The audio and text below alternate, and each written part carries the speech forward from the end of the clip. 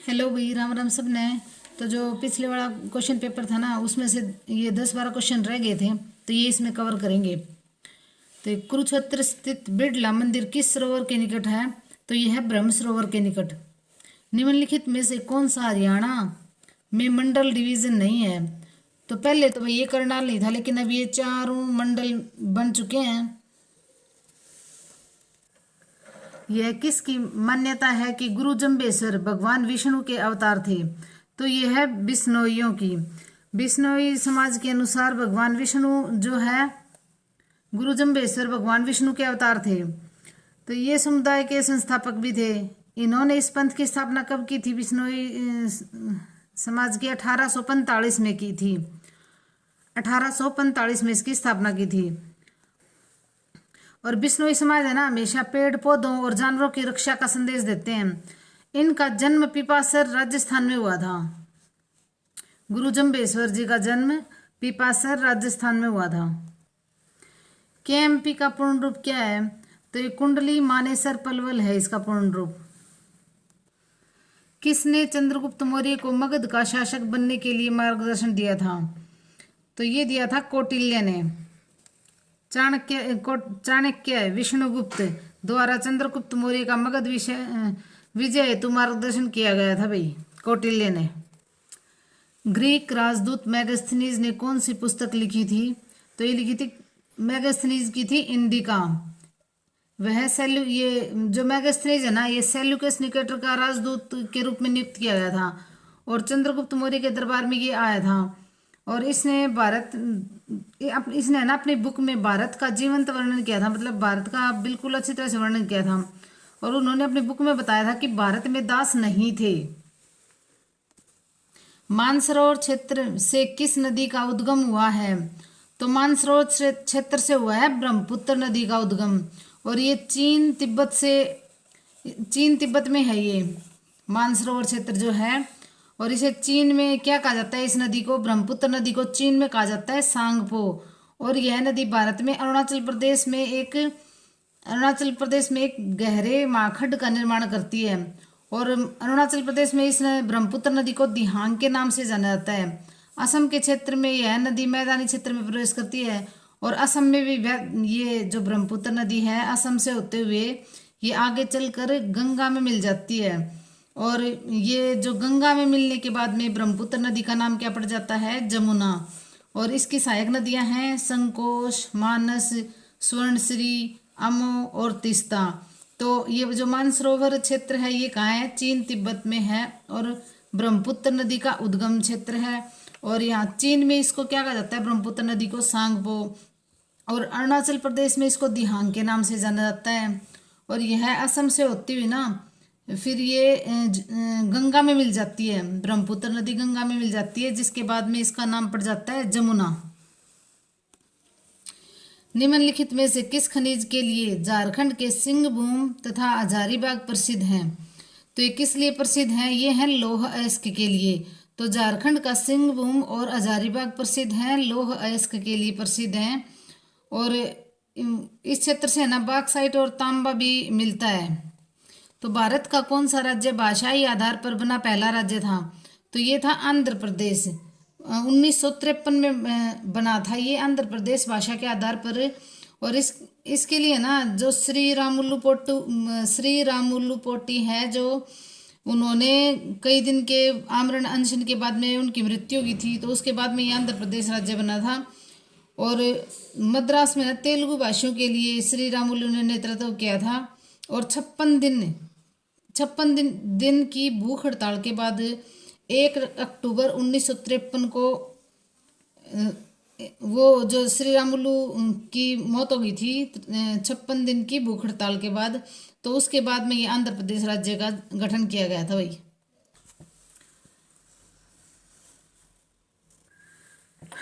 ये भी question number set जो 9th है, प्रीवियस ईयर क्वेश्चन पेपर जो हम कर रहे हैं। तो अभी पीछे है ना, जो पिछले जो 8वें के कुछ क्वेश्चन बचे हुए थे वो करवाए हैं। और अब ये सेट नंबर 9 है, ये शुरू करेंगे, इसको हल करेंगे अच्छी तरह से। रासायनिक रूप से शुष्क बर्फ है, तो ये है ठोस कार्बन डाइऑक्साइड। किस धातु का प्रतिरोध न्यूनतम होता है? तो किसका होता है न्यूनतम? सिल्वर का। रक्त वाहिकाएं जो अंग से हृदय को रक्त परिवहन करती हैं वो क्या होती हैं? शिरा। कौन सा प्रकाश संश्लेषण के लिए आवश्यक नहीं है? तो कौन सा नहीं है? ऑक्सीजन प्रकाश संश्लेषण के लिए आवश्यक नहीं है। विद्युत धारा उत्पन्न करने के लिए प्रयुक्त किया जाता है तो क्या किया जाता है? जनरेटर का उपयोग किया जाता है।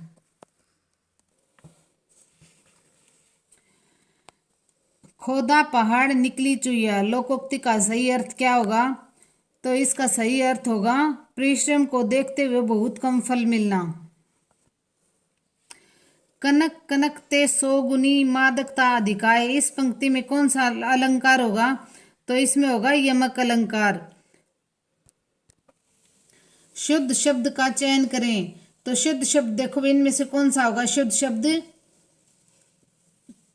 तो ये होगा उज्जवल। ये होगा, ये दोनों जय आद्य आद्य आएंगे तो इसमें होगा उज्जवल। क्या भूलूं क्या याद करूं आत्मकथा के लेखक कौन हैं? तो क्या भूलूं क्या याद करूं इसके लेखक हैं हरिवंश राय बच्चन जी। और उनकी अन्य रचनाएं भी हैं मधुशाला, मधुबाला, हलाल आदि। और इनके लिए ना 1976 में पद्म भूषण सम्मान मिला था इनको, हरिवंश राय बच्चन जी को। और महादेवी वर्मा को ज्ञानपीठ पुरस्कार मिला था यामा के लिए। तो ये भी इंपॉर्टेंट क्वेश्चन है। महादेवी वर्मा को ज्ञानपीठ पुरस्कार मिला था, उनकी रचना थी यामा, उसके लिए। सूर्योदय में संधि विच्छेद क्या है? तो सूर्योदय में संधि विच्छेद है सूर्य प्लस में उदय। ये होगा सेकंड, सूर्य प्लस में उदय। उल्लेख का सही संधि विग्रह क्या होगा?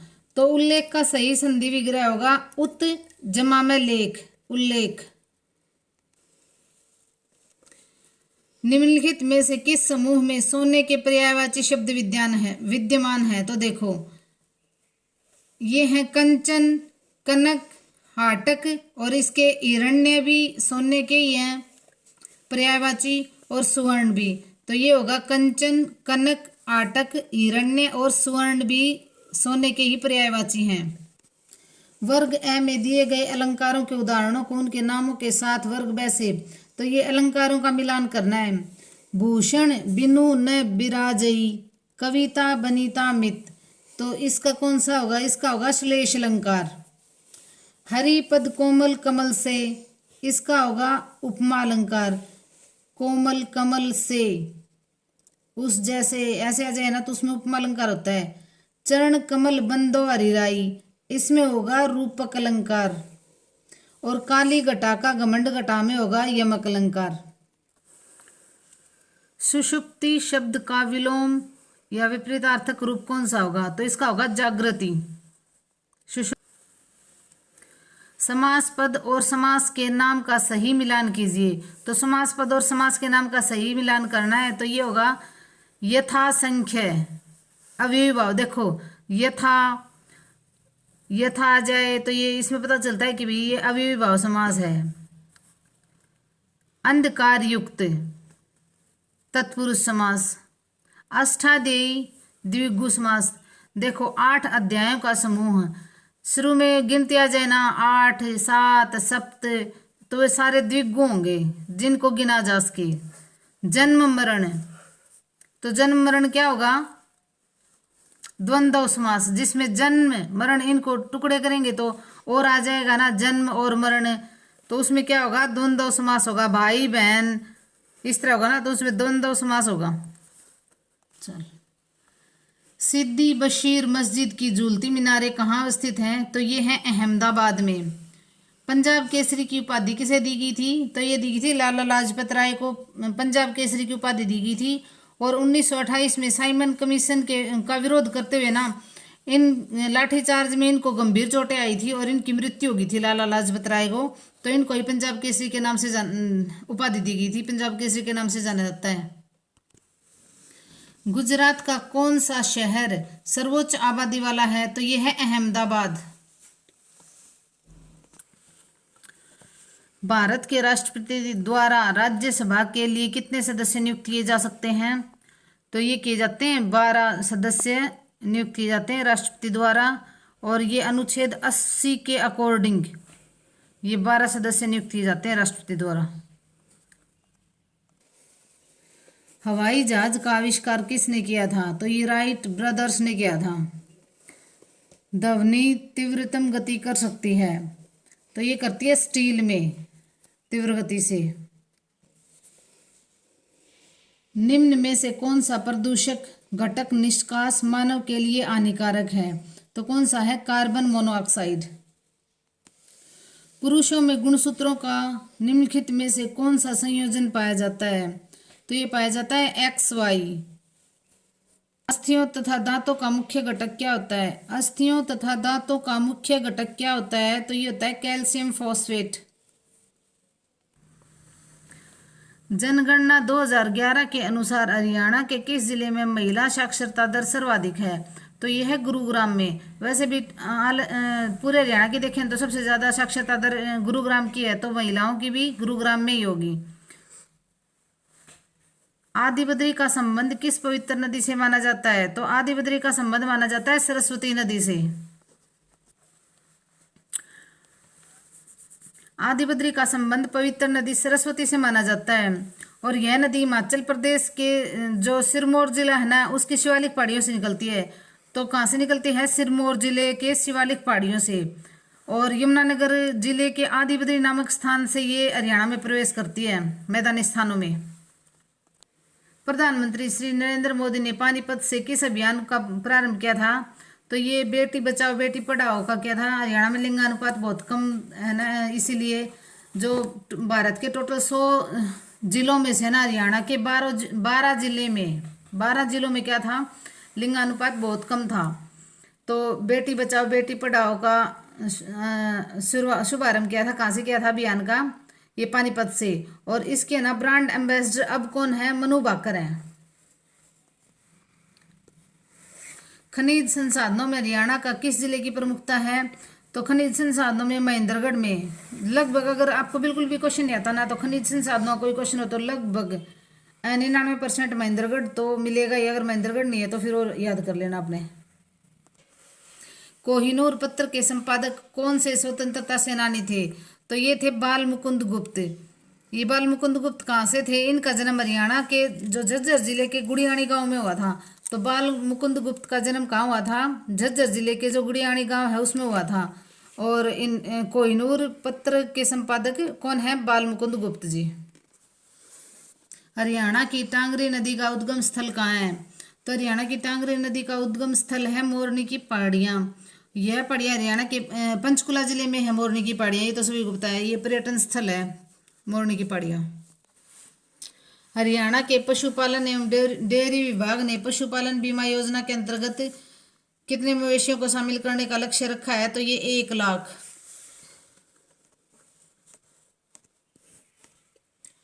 अकबर के समय रेवाड़ी का शासक कौन था? तो अकबर के समय रेवाड़ी का शासक कौन था? हेमचंद्र। और अकबर के समय रेवाड़ी का शासक कौन था? हेमचंद्र था। और इसके बीच में ना, इन दोनों के बीच में कौन सी लड़ाई हुई थी? पानीपत की। तो पानीपत का दूसरा युद्ध हुआ था 1556 में। और इसमें हेमू हारा था और मारा गया था। हेमू को ने विक्रमादित्य की उपाधि भी धारण की थी भाई। और ये इसने विक्रमादित्य की उपाधि धारण करने के बाद में पानीपत के दूसरी लड़ाई में हारा था और मारा गया था। कौन सा प्रसिद्ध व्यक्ति रोहतक के मोखरा गांव से संबंध है? तो ये मोखरा गांव से जो साक्षी मलिक है वो संबंध है। और ये इन्होंने रियो ओलंपिक में पदक जीता था। और 2016 में इन्होंने पदक जीता था। और ये बेटी बचाओ बेटी पढ़ाओ जो उसकी ब्रांड एम्बेसडर भी रह चुकी हैं। अब मनु भाकर हैं। राष्ट्रीय दुग्ध उत्पादन अनुसंधान संस्थान किस नगर में है? तो ये है करनाल में। NDRI भी बोलते हैं इसको। इसकी स्थापना पहले 1923 में बेंगलुरु में हुई थी और फिर बाद में 1955 में करनाल में ले आए थे। ये मैंने आपको बहुत बार पढ़ा दिया है। सुल्तानपुर पक्षी विहार हरियाणा के किस जिले में है? तो सुल्तानपुर पक्षी विहार है हरियाणा के गुरुग्राम जिले में। और ये पहला पक्षी अभ्यारण्य था जिसे वर्ष 1989 में इसको राष्ट्रीय पार्क बनाया गया था। 1989 में राष्ट्रीय पार्क बनाया गया था सुल्तानपुर पक्षी विहार को, और इसका क्षेत्रफल है 143 वर्ग किलोमीटर, 1.43। हरियाणा के गठन के समय यहाँ कितने जिले थे? तो हरियाणा के गठन के समय यहाँ 7 जिले थे। घर जे के में, इसकी ट्रिक है घर जे के में, मैंने आपको ये बहुत बार करवा दिया, और अगर आपने नहीं पढ़ा है तो नोट्स में जाके पढ़ लेना, बहुत अच्छे से करवा रखा है ये टॉपिक। दिल्ली की गद्दी पर बैठने वाला अंतिम हिंदू शासक कौन था? तो हेमचंद्र, इसे हेमू भी बोलते हैं, और इसने विक्रमादित्य की उपाधि धारण की थी। और 1556 में जो पानीपत की दूसरी लड़ाई हुई थी अकबर के साथ, उसमें इसकी पराजय हुई थी और ये मारा गया था हेमचंद्र। बीहड़ बीरबारा वन्य जीव अभ्यारण्य किस जिले में है? तो ये जींद जिले में है भाई, और 419 किलोमीटर 419 वर्ग किलोमीटर है ये, पूरे उसमें फैला हुआ है रिजर्व क्षेत्र में। और जींद से 5 किलोमीटर दूर है ये, जींद आसी रोड पर है। तो ये भी पूछ सकते हैं कौन से रोड पर है, तो जींद और आसी रोड पे है, और जींद से 5 किलोमीटर दूर है। महिला पर्वतारोही जिसने 2 बार माउंट एवरेस्ट पर विजय प्राप्त की वो कौन थी? संतोष यादव थी। ये संतोष यादव रेवाड़ी से हैं। थानेसर नामक स्थान किस राजा की राजधानी रहा है? तो ये रहा है हर्षवर्धन की, और ये हर्षवर्धन का जन्म 589 ईस्वी में हुआ था। हर्षवर्धन का शासनकाल उत्तर भारत में राजनीतिक एकता का और सांस्कृतिक व आर्थिक विकास का युग था। तो थानेसर नामक स्थान किस राजा की राजधानी रहा है? तो हर्षवर्धन की।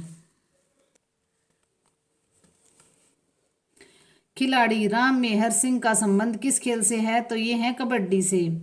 हरियाणा में राज्यसभा में कितने सदस्य मनोनीत किए जाते हैं? तो हरियाणा में राज्यसभा में 5 सदस्य मनोनीत किए जाते हैं, और 10 लोकसभा से हैं सदस्य, और लोकसभा के 10 में से 2 ऐसी सीट है अंबाला और सिरसा की, और विधानसभा के 90 सीटें हैं हरियाणा में, उनमें से 17 एससी रिजर्व सीट है। सिंधु घाटी सभ्यता के लोगों को निम्न में से किस धातु की जानकारी नहीं थी? तो सिंधु घाटी की सभ्यता के लोगों को लोहे की जानकारी नहीं थी। बुद्ध ने अपना पहला धर्मोपदेश कहाँ दिया?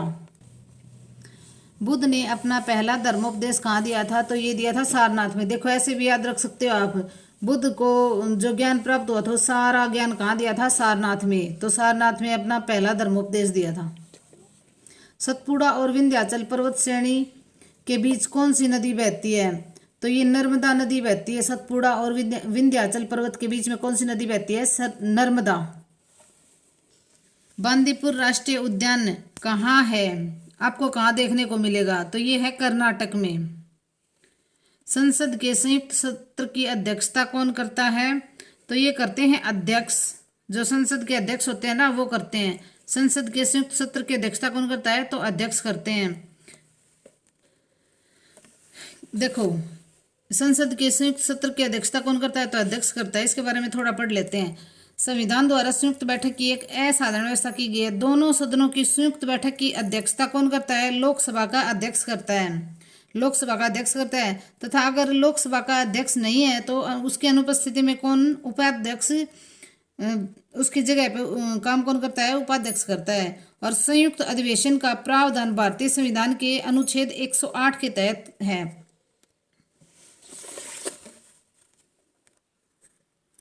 आरबीआई की स्थापना कब हुई थी? तो आरबीआई की स्थापना हुई थी 1935 में। किस अवधि के दौरान भारत में योजना अवकाश रखा गया था? तो किस अवधि के दौरान भारत में योजना अवकाश रखा गया था? तो ये रखा गया था 1966-67 से 68-69 में। 1966-67 से 68-69 में 3 एक वर्षीय योजना लाई गई थी, और इसमें क्या किया गया था? योजना अवकाश रखा गया था 1966-67 और 68-69 में। किस वर्ष तक सिंह भारत का राष्ट्रीय पशु रहा था? तो किस वर्ष तक रहा था? 1972 तक। सिंह को भारत का राष्ट्रीय पशु 1972 तक रहा था, और 1972 में इसके स्थान पर बाघ को भारत का राष्ट्रीय पशु बनाया गया था। तो 1972 तक कौन था? सिंह था भारत का राष्ट्रीय पशु। उसके बाद में बाघ को बनाया गया था। राष्ट्रगान की पूर्ण प्रस्तुति का मानक समय क्या है? तो राष्ट्रगान की पूर्ण प्रस्तुति का मानक समय क्या है? 52 सेकंड। भारत की पहली ओपन यूनिवर्सिटी कौन सी थी? तो भारत की पहली ओपन यूनिवर्सिटी कौन सी थी? Andhra Pradesh open university. Lake palace किस नगर में स्थित है? तो लेक पैलेस है उदयनगर में, उदयपुर में, सॉरी। लेक पैलेस किस नगर में स्थित है? उदयपुर में। वर्ष 1961 में किसकी सत्ता से गोवा मुक्त हुआ था? तो वर्ष 1961 में किसकी सत्ता से गोवा मुक्त हुआ था? देखो, पुर्तगाली 1961 तक भारत में बैठे थे। हमारी आजादी के कितने वर्षों बाद तक पुर्तगाली भारत में बैठे हुए थे?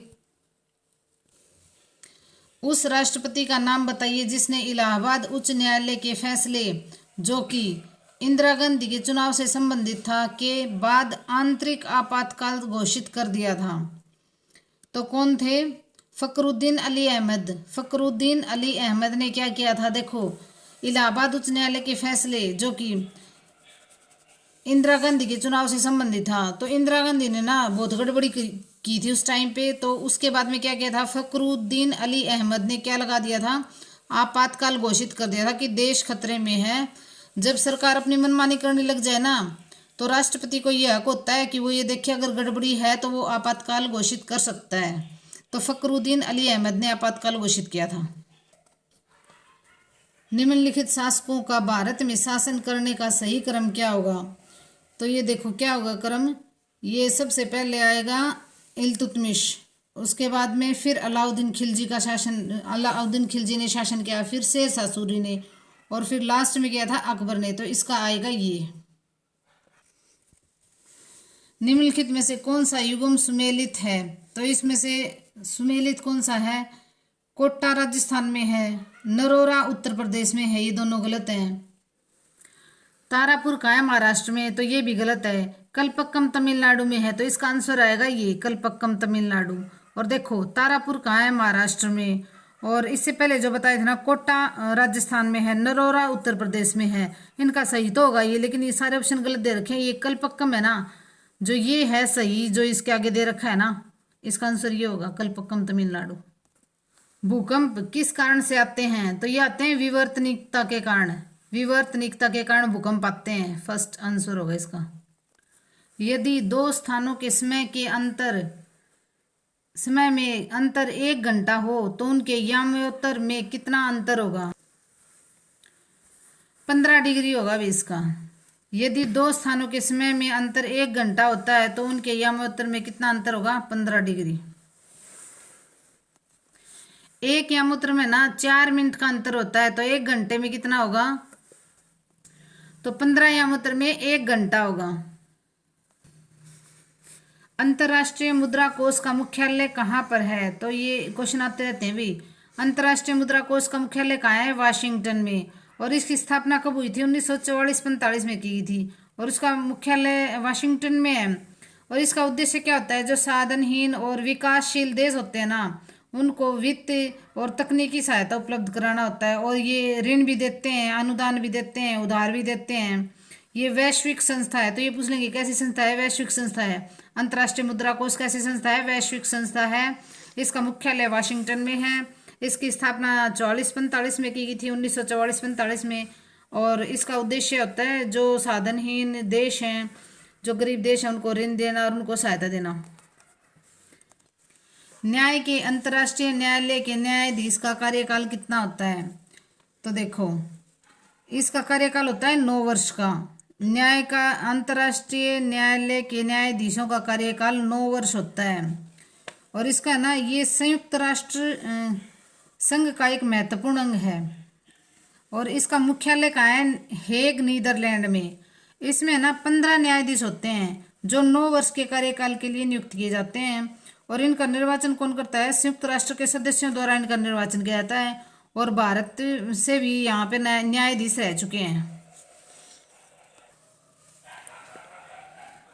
सूर्य स्नान के माध्यम से मानव शरीर को किस विटामिन की प्राप्ति होती है? तो देखो, क्वेश्चन घुमा रखा है। एक तो ये कहेंगे धूप में बैठने से मानव शरीर को कौन सा विटामिन मिलता है। इसमें लिख रखा है सूर्य स्नान के माध्यम से मानव शरीर को किस विटामिन की प्राप्ति होती है? तो विटामिन डी। मानव शरीर में निम्नलिखित में से क्या सुखंडी या रिकेट से प्रभावित होता है? तो मानव शरीर में सुखंडी या रिकेट से प्रभावित क्या होती हैं? अस्थियां होती हैं। विटामिन डी की कमी से हो जाती है ये बच्चों में। सामान्यतः ये बीमारी बच्चों में पाई जाती है। इसका रासायनिक नाम क्या है? कैल्सीफेरोल है। और इसका स्रोत ये हमें कहाँ से प्राप्त होगा? सूर्य की रोशनी से, मछली, तेल, दूध, अंडे खाने से हमें प्राप्त होता है। स्वतंत्रता, समानता और मातृत्व पद कहाँ से एक साथ प्रकाश में आए थे? तो ये जो फ्रांसीसी क्रांति हुई थी ना 1789 में, उन्होंने हमें ये शब्द दिए थे, स्वतंत्रता, समानता और मातृत्व। ये पूरे विश्व को ये 3 शब्द किसने दिए थे? फ्रांसीसी क्रांति 1789 में हुई थी ना, उसके बाद में ये पूरे विश्व को ये शब्द दिए गए थे फ्रांसीसी क्रांति ने। मानवाधिकार दिवस कब मनाया जाता है? तो मानवाधिकार दिवस मनाया जाता है 10 दिसंबर को, पूरे विश्व भर में मनाया जाता है इसको। इसी दिन संयुक्त राष्ट्र महासभा द्वारा 1948 में एक संकल्प पारित किया गया था, जिससे मानवाधिकार पर संयुक्त राष्ट्र की बैठक हुई थी। तो मानवाधिकार दिवस कब मनाया जाता है? 10 दिसंबर को।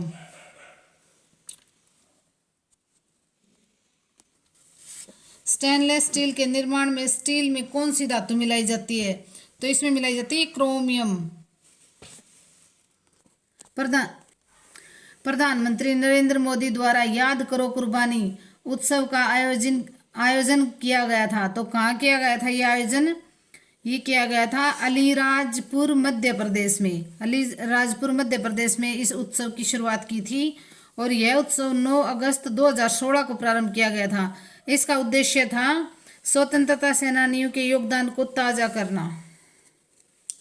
याद करो कुर्बानी। धन्यवाद भाई। लाइक, शेयर और सब्सक्राइब करना। और बहुत अच्छी अच्छी वीडियो बना रखी, बहुत अच्छे से समझा रखा है। और पीछे जो एंड रिटन नोट्स हैं उनमें भी बहुत अच्छी ट्रिक बता के बहुत अच्छे समझा रखा है। लाइक, शेयर और सब्सक्राइब करना। 78 क्वेश्चन पेपर हैं ये प्रीवियस ईयर के, इनको करवा देंगे हम 10 या 15 दिन में। पूरे 78 क्वेश्चन पेपर करवा देंगे और उसके बाद में जो टॉपिक बचे हुए ना हरियाणा जीके के वो भी करवाएंगे।